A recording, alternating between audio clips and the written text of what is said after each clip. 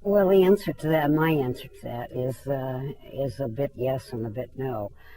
Uh, I've had the opportunity to work in the nonprofit sector, in the agency sector, and in the corporate sector.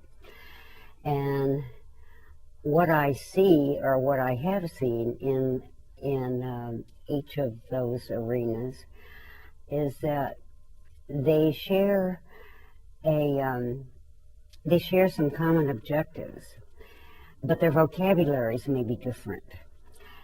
But nevertheless, for example, a corporation speaks of customers. The corporation I worked for was the old Bell System, which was the giant in telecommunications for so long.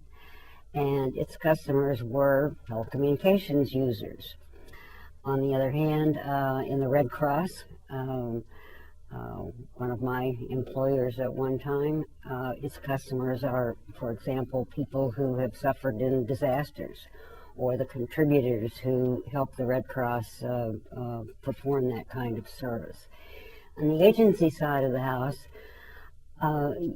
the agency itself is in the business of public relations. And I found that distinguishing the agency practice because, for example, all of my colleagues were public relations people.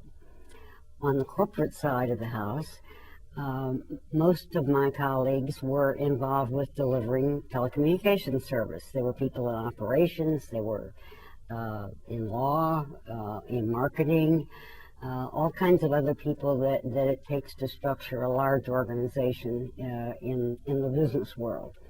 So when I went to work in the morning in the agency, I knew that that our business was going to be public relations, and that I would have an opportunity to rub shoulders and talk public relations all day long.